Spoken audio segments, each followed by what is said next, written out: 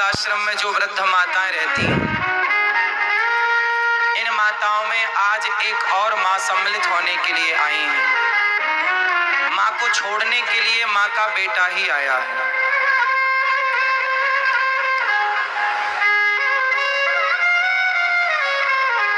कहाँ से आई हो मेरी माँ? मैं कलकत्ता वेस्ट बंगाल से आई हूँ। तो आप के घर में कौन कौन है? बस एक ही बेटा है, एक बहू है, एक पोती है। तो एक बेटा है, फिर बेटा के होते हुए यहाँ क्यों आना पड़ा? क्या करो, बेटा को भी जिंदगी, मेरा को भी जिंदगी, बहू ने एकदम नरक बना दिया प्रभु जी। तो आपको यहाँ छोड़ने कौन आया है? छोड़ने तो मैं तो पहले एक हफ्ता पहले मैं आई थी, फिर आप लोग के आदेश के अनुसार बेटा को भी जाके बोला जी देखो चलो हमको वहाँ ठिकाना लगा दो, गुरु जी के चरण में बाकी दिन मेरा को बिताने दो, तुम जाओगी तो अब मेरा को रख लेंगे। तो बात कराओ बेटे से। क्या नाम है आपका? मेरा नाम गौतम भट्टाचार्य जी है। तो आप गौतम जी हैं? हाँ जी। तो आप अपनी माँ को लेकर वृद्धाश्रम क्यों लाए हैं? क्यों सेवा नहीं करते अपनी माँ की? मैं खुद एक हैंडीकैप बन गया हूँ। क्यों? मेरा पिछले 2 साल पहले हार्ट अटैक हुआ था, फिर उसमें 5 स्टेन बैठा है। अच्छा। मेरा पेट के अंदर 32 स्टिचेस है। ठीक है। मेरा स्पॉन्डिलाइटिस है, तो मैं आधा ही खुद बीमार हूँ, तो मैं अपने माँ का ख्याल नहीं रख पा रहा हूँ। मैं फाइनेंशियली पत्नी कहाँ है आपकी? पत्नी मेरे साथ है कि लेकिन पत्नी के साथ मेरा माँ का 36 का आंकड़ा हो गया है। तो माँ का और पत्नी का 36 आंकड़ा है, तो वृद्धाश्रम में अपनी पत्नी को लेकर आते कि तुम जाओ वृद्धाश्रम, हम तो माँ के साथ रहेंगे। जिस माँ ने आपको पाल पोस कर बड़ा किया, योग बनाया, तेल मालिश करी आपकी, आप उसे लेके वृद्धाश्रम आ गए। बीमारी आपने बताई, तो बीमार आप माँ के लिए हैं, पत्नी के लिए बीमार नहीं है? उसके लिए ही बीमार हूँ। तो फिर पत्नी को छोड़ने क्यों नहीं आए वृद्धाश्रम?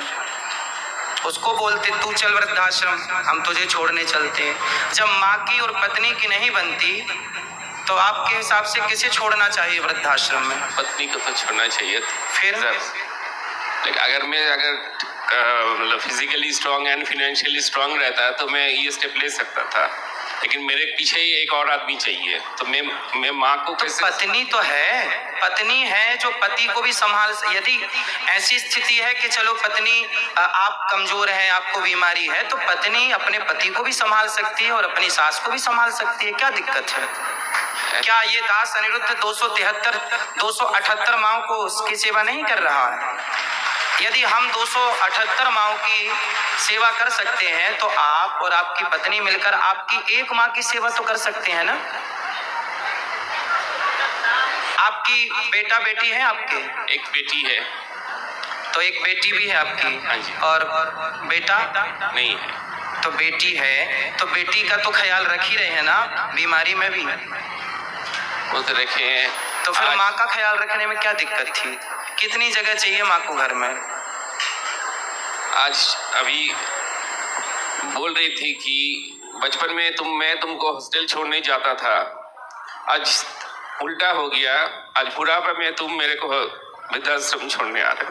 तो क्यों ऐसे दिन आए? आप जैसे बेटे यदि हिम्मत हार जाएंगे, देखो माँ, ये वही माँ तो है ना जिसने आपकी उंगली पकड़कर आपको चलना सिखाया, सब क्या पढ़ाया लिखाया, क्या नहीं करती माँ? क्या क्या नहीं करती, क्या क्या बताएं? कोई नहीं, किसी से छिपा नहीं है माँ का योगदान बच्चे के लिए। लेकिन आपका जब विवाह हुआ, शादी हुई, बच्चे हुए, तो आप माँ को लेकर, अरे आप पत्नी को समझा नहीं सकते प्यार से कि क्या जरूरत है? माँ का पत्नी से 36 का आंकड़ा है, तो पत्नी को समझाओ। 35 साल हो गया मेरा शादी हुआ है। 35 साल में एक ऐसा साल नहीं गया कि माँ के साथ मेरा अनबन नहीं करवाया, या घर से मतलब लास्ट में तो फेड अप होके मैंने छोड़ दिया कि भाई जो करना है करो। मेरे को पुलिस का धमकी दिखाता है कि मैं मतलब आपकी पत्नी को आपकी माँ बिल्कुल पसंद नहीं है?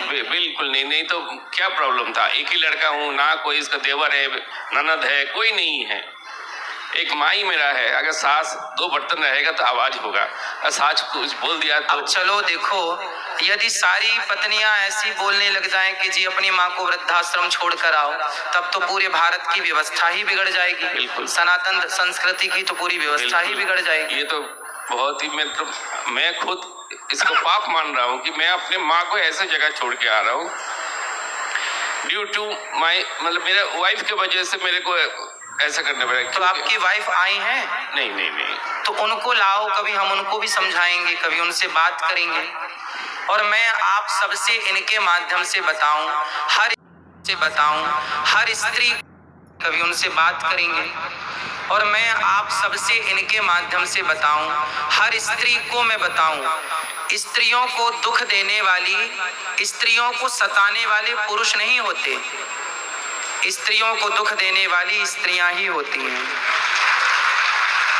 ये बात 99% सही है। 1% किसी केस में इसे नहीं मान सकते। वरना यदि स्त्री, इनकी बहू जो माँ आई है, इनकी बहू एक स्त्री है, और एक स्त्री, और ये माँ भी एक स्त्री है, एक स्त्री ही दूसरी स्त्री का दर्द समझ सकती है। लेकिन नहीं, जिद पकड़ ली। देखो, तो आपकी पत्नी ने जिद कर ली कि आप छोड़ के आओ। बोला कि तुम्हारा मम्मी का जो भी जिम्मेदारी तुम करोगे, मैं कुछ नहीं करने बोलना है ना, मैं उनका मतलब कुछ करूंगा। तो आप कर लेते ना, आप माँ की जिम्मेदारी पूरी कर लो, आपको क्या दिक्कत है? पत्नी ना करे, पत्नी ना दे पानी, ना दे रोटी, आप करो ना।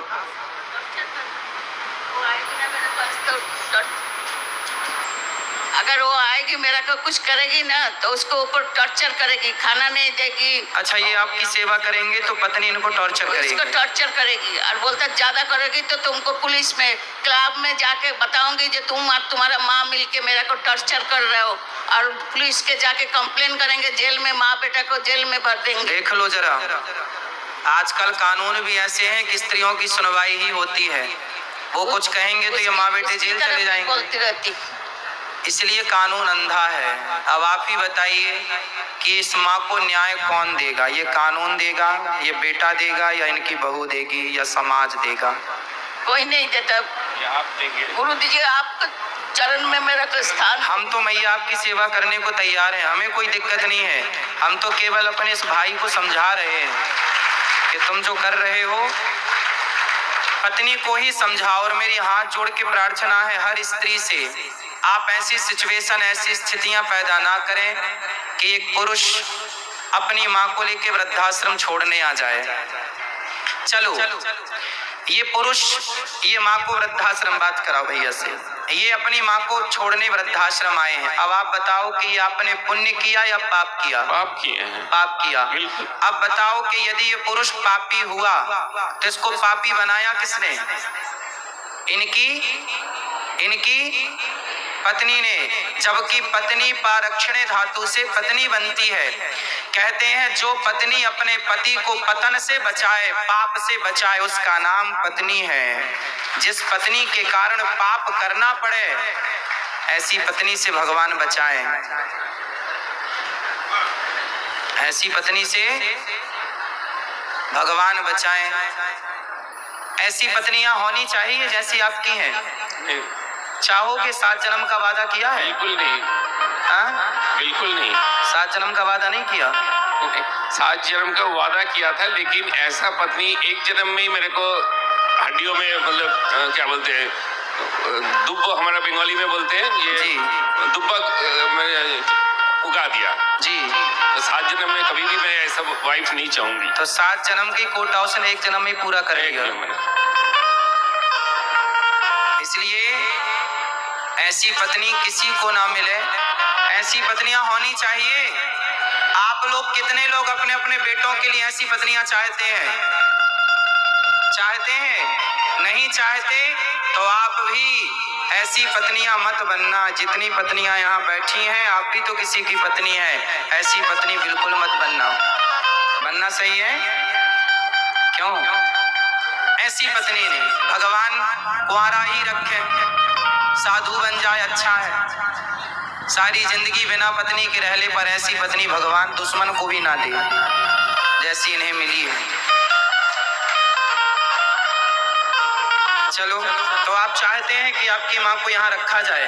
आपके चरणों में सर। हाँ हाँ, हम तो अपनी माँ की तरह सेवा करेंगे। यहाँ तो 278 माँ ऑलरेडी हैं। सुना हैं? अभी है। आपने दर्शन किया माँ का? हाँ जी, कैसी व्यवस्था है यहाँ माँ? बहुत अच्छी है। अच्छी लगी? आप आते रहिएगा अपनी माँ से मिलने के लिए। जरूर, हाँ, क्योंकि मेरा तो माँ के साथ कोई दुश्मनी नहीं है। बीच में कोई था, माँ को मैं किसके पास रखता। तो पत्नी आपको भी परेशान करती है? बहुत, नहीं तो इस उम्र में मेरा 55 है। 2 साल पहले मेरा हार्ट अटैक हो गया है। मैं कोई मतलब ऐप मेरे में कुछ नहीं है। मैं काम में जाता हूँ, काम करके तो आपने कभी प्यार से अपनी पत्नी को समझाया नहीं कि भाग्यवान तुम क्या कर रहे हो? 35 साल में कितना बार समझाऊंगा? नहीं समझी? नहीं समझी, इसलिए तो आज ये दिन देखने पड़ा। हम आपकी पीड़ा को समझ सकते हैं, आपके कष्ट को, आपके दर्द को समझ सकते हैं, लेकिन हर